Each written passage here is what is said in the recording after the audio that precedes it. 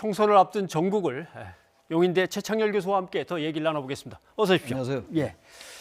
미래통합당이 결국 김종인 네. 전 민주당 쪽에서 이제 비상대책위원장을 맡으셨으니까 그냥 대표에서 위원장이라고 한다면 네. 김종인 전 위원장을 드디어 영입하는 데 성공을 했습니다.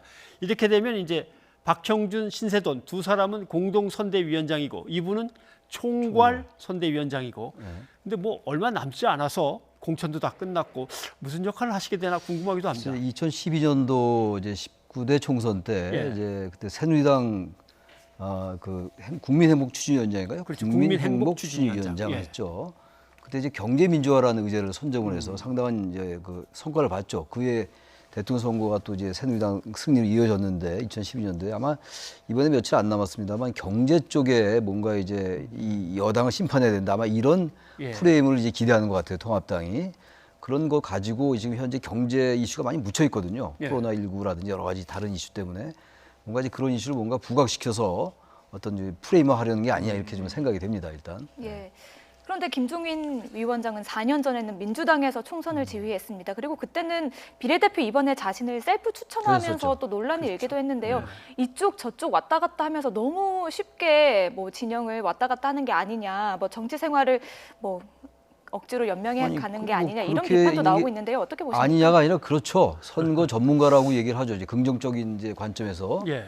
선거 기술자라는 표현도 하고 선거 기술자라는 표현보다 선거 전문가라는 표현이 좀 긍정적이긴 한데 예. 또 어떤 언론의 표현은 뭐 선거 철새다 이런 얘기도 하더라고요. 그러니까 진영에 관계없이 어쨌든 승리를 많이 이끌어냈어요. 지난 2016년도 때는 더불어민주당의 비대위 대표를 했으니까. 예. 그러다 보니까 이제 뭔가 테크노크라트 같은 정치 테크노크라트 같은 느낌도 드는데 비판이 따를 수가 있는 건데 어쨌든 지금 이 김종인 전 대표 같은 경우는 이제 1987년도 9차 개헌 때 경제 민주화정을 넣었다. 헌법 119조에 이제 그런 얘기를 하는 거예요. 물론 거기다 논란도 좀 있긴 있습니다. 그러다 보니까 이제 경제 이슈를 가지고 보수와 진보에 관계없이 뭔가 이슈화한다. 뭐 이런 이제 정치권 나름의 그런 뭐 이제 브랜드는 있는 거죠. 예. 예. 아무튼 뭐 무조건 높은 자리에 가고 싶어서 왔다 갔다 하는 걸로 보이지는 않고 네. 뭔가 자기 나름대로 하고 싶은 정치를 지렛대로 해서 뭔가 해내고 싶은 뭔가 목표는 있는 건 분명하신 것 같은데. 경제에 관련된 뭔가 어쨌든 경제 불균형을 해소한다든지 이런 나름의 소신은 있어 보이긴 합니다. 일단. 예. 그런데 사실 지난 여름을 거치면서 우리는 뭐 정의란 무엇인가, 공정성이란 도대체 어떻게 지켜져야 되는가, 그렇죠. 예. 촛불 정신이라는 게 도대체 뭐냐 이런 논란을 계속 벌였습니다. 그러면서 이제 낡은 세대는 뭔가 한 자리 물러주고 젊은 세대가 새로운 정의, 새로운 공정성을 한번 이 사회에 뭐 시범을 보여야 되는 거 아닌가? 그래서 이번 총선거는 뭔가 젊은 세대들의 어떤 의기라든가 개혁의 열망 이런 것들이 좀 반영되는 그런 총선거가 되지 않을까 했는데 역시 뭐 원로들이 그냥 자리를 다 차지하고 있어서 욕을 먹기도 합니다. 그러니까 이제 그 원로들도 원로입니다만 청년이나 여성의 공천이 역시 그렇게 기대한 것만큼 이루어지지 않았다. 예. 모든 정당이 다 그렇고 특히 말씀하신 원로들이 비례대표 이제 순위가 좀 그런 부분들이 좀 실망스러운 부분은 있어요. 그런데 이제 손학규 대표 전 대표 같은 경우가 이제 많이 얘기가 된 것 같은데 예. 세대 교체나 이런 얘기를 많이 했었죠. 그리고 준연동형 비례대표제를 위해서 지지난해 재작년에 단식까지 했죠. 이정미 대표와 정의당 이정미 대표. 근데 아무튼 결과적으로 2번을 이제 순위를 했다가 오늘 이제 14번으로 다시 조정이 됐습니다. 아무튼 이 준연동형 비례대표제가 취지와 많이 발했잖아요. 많은 사람들이 지적하는 겁니다만 아까 말씀하신 뭐 정의라든지 그리고 소수 정당, 사회적인 소수나 약자가 원내 진입하는 뭐 이런 것과 많이 멀어졌어요. 거대 양당들이 이제 비례 정당들을 만들면서 위성 정당들을 만들면서 아주 이번 선거제가 많이 취지가 훼손되면서 아까 말씀하신 원로들의 이제 그런 것까지 같이 나타난 것이 아니냐 이렇게 보입니다. 일단. 예. 서청원 의원 그리고 홍문종 의원 그리고 손학규 전 대표는 2번이었다가 14번으로 밀리기는 했지만 모두 2번을 받았거든요. 2번이 어떤 의미입니까? 그러니까 이 여성, 남성 이렇게 여성, 남성, 여성, 남성 이렇게 여남, 여남 이렇게 돼 있거든요. 그러니까 남성으로서 2번은 사실상 제일 윗순위인 거죠. 여성을 빼면은. 그러니까 지금 우리 공화당의 서청원 뭐 전 대표 같은 경우도 제일 윗순위인 거예요. 여성을 빼고 홍문종 뭐 의원도 마찬가지, 전 의원도 마찬가지고 의원이죠.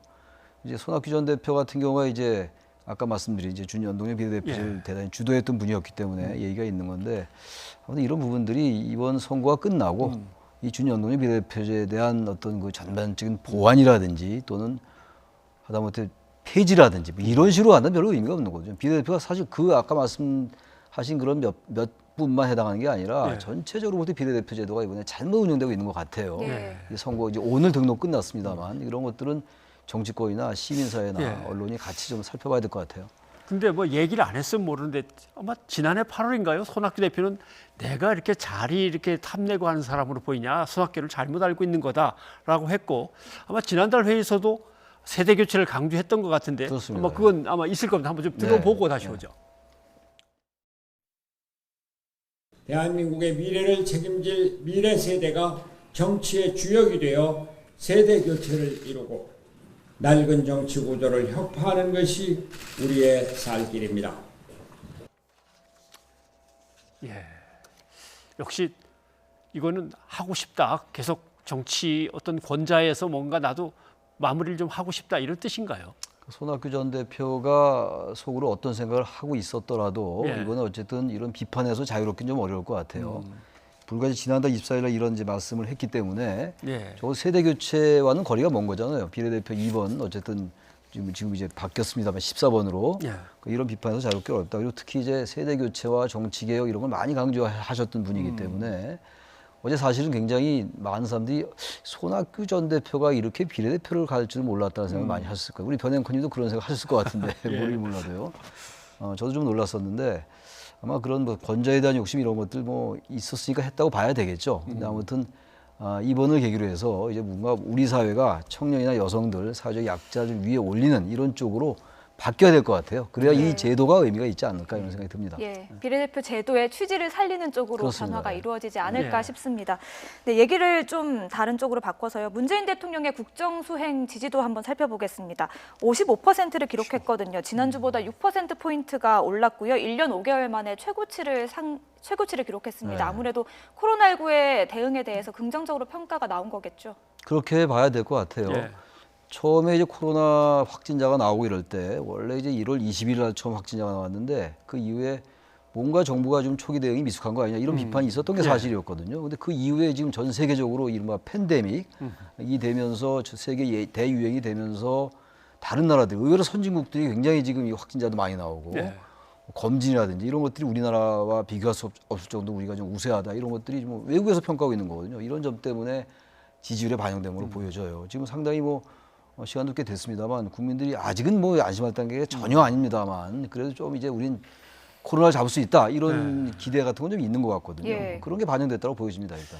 근데 문재인 대통령의 지지율이 55%까지 이제 쑥 올라갔다면 이게 이제 더불어민주당이라는 여당을 놓고 더불어자를 가져간 더불어시민당으로 그 좋은 영향력이 많이 가겠습니까? 아니면 민주당 짤을 가지고 간 열린민주당으로 그 영향력이 가겠습니까? 더불어시민당으로 가겠죠. 더불어시민당으로 그래도? 열린민주당이 지금 생각보다 지금 지지도는 좀 좋게 나온 것 같긴 한데 더불어시민당은 어쨌든 지금 더불어민주당이 같은 뭐 사돈이다 형제다 이런 말까지 하는 상황이란 말이에요. 두 지붕 한 가족이라는 새로운 말이 생겼더라고요. 이제 왜냐하면 이제 더불어민주당에서는 뭐 이제 이런저런 거 따질 게 없어요. 지금 이제 등록도 했고 더불어시민당의 의석을 많이 확보해야 되는 거 아닙니까? 더불어 지금 민주당은 아예 후보를 안 냈단 안 말이에요. 냈으니까. 후보 예. 위성정당을 만든 거거든요. 그런 비판을 감수하고 근데 열린민주당이 생겼단 말이죠. 열린민주당은 근데 뭐 아시겠습니다만 최강욱 전 비서관이 공천을 받고 김우겸 전 대변인 예. 아무튼 기소됐고 또 부동산 투기 의혹이 있었고 이런 분들이란 말이죠.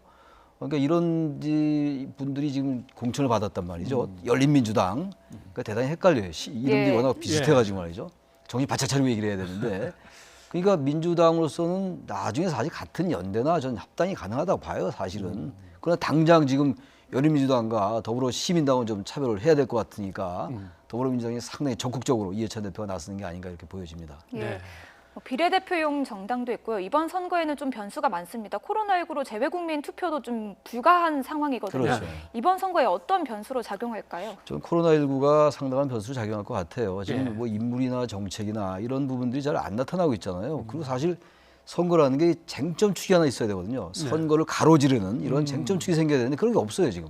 그리고 뭐 탄핵 관련된 거 통합당, 네. 통합당, 미래통합당의 탄핵에 대한 반수가 없었는데 통합하면서 그 이제 의제도 사라지고 말았고 또 뭐 경제 이런 뭐 부각 경제 실정 이런 것들 야당이 제기했던 거 이런 것도 별로 없어요. 그러니까 이른바 정부 심판론, 야당 심판론 이런 의제보다는 코로나19가 워낙 지금 우리들의 안전을 위협하고 있는 거기 때문에 그런 부분들에 대한 이 여와 야에 대한 평가 이게 굉장히 중요한 변수가 될 것 같습니다.